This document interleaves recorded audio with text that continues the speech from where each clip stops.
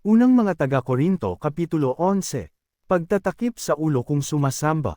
Ipinagmamalaki ko kayo dahil naaalala ninyo ako at sinusunod ninyo ang mga itinuro ko sa inyo.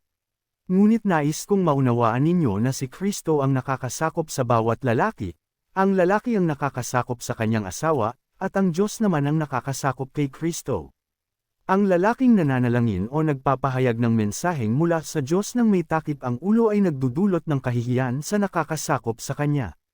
Ang babae namang nananalangin o nagpapahayag ng mensaheng mula sa Diyos nang walang belo ay nagdudulot ng kahihiyan sa nakakasakop sa kanya, para na rin siyang babaeng awit ang ulo. Kung ayaw magbelo ang isang babae, magpaahit na siya ng buhok. Yamang kaiya-hiya sa babae ang magpaahit o magpagupit ng buhok, dapat siyang magbelo. Hindi dapat magbelo ang lalaki dahil siya'y larawan at karangalan ng Diyos.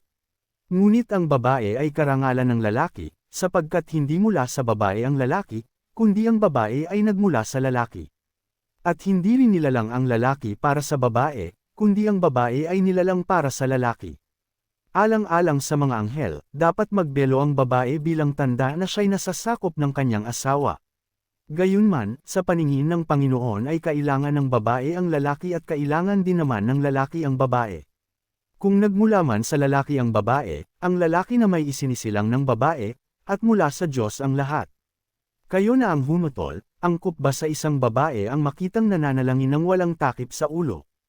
Hindi ba't kalikasan na rin ang nagtuturo sa inyo na kaiya-hiya sa isang lalaki ang magpahaba ng buhok, ngunit karangalan naman ito ng babae? Sapagkat ibinigay sa kanya ang buhok bilang pantikip sa kanyang ulo. Ngunit kung may gusto pang makipagtalo tungkol dito, wala akong masasabi kundi ito, sa pagsamba. Wala kaming ganoong kaugalian, gayon din ang mga iglesia ng Diyos. Ang banal na hapunan. Tungkol sa mga babanggitin ko ngayon, hindi ko kayo maaaring ipagmalaki dahil ang inyong pagtitipon ay hindi nakakabuti, subalit nakakasama. Una sa lahat, nabalitaan ko na kayo'y nagpapangkat-pangkat sa inyong pagtitipon, at ako'y naniniwalang may katotohanan iyan. Kailangan ng magkabukod-bukod kayo upang makilala kung sino-sino sa inyo ang mga tapat. Kaya't sa inyong pagtitipon, hindi banal na hapunan ng Panginoon ang kinakain ninyo.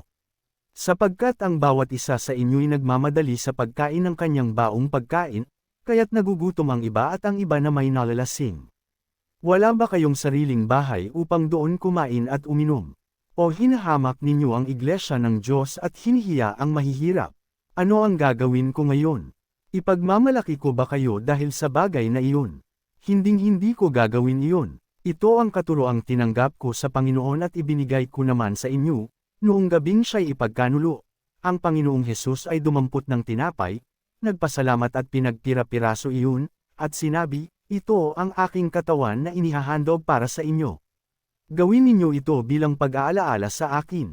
Matapos maghapunan, dumampot din siya ng kopo at sinabi, "Ang kopang ito ay ang bagong tipan ng Diyos na pinagtibay ng aking dugo. Tuwing iinuman ninyo ito, gawin ninyo bilang pag-aalaala sa akin.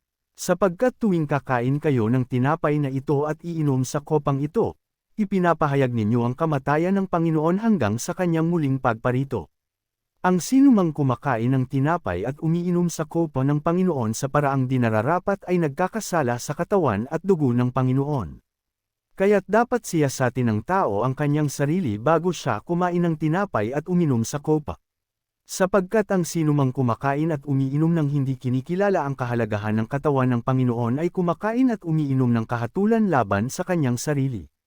Iyan ang dahilan kung bakit mahihina at masasakti ng marami sa inyo. At may ilan ngang namatay na. Kung sisiyasatin natin ang ating sarili, hindi tayo hahatulan ng Panginoon, ngunit hinahatulan tayo ng Panginoon dahil itinutuwid niya tayo, upang hindi tayo maparusahang kasama ng sanlibutan. Kaya nga, mga kapatid, kapag nagkakatipon kayo upang kumain, maghintayan kayo. Kung may nagugutom, kumain na muna siya sa bahay upang hindi umantong sa hatol na kaparusahan ng inyong pagtitipon. Tungkol naman sa ibang mga bagay, saka ko na aayusin pagdating ko riyan.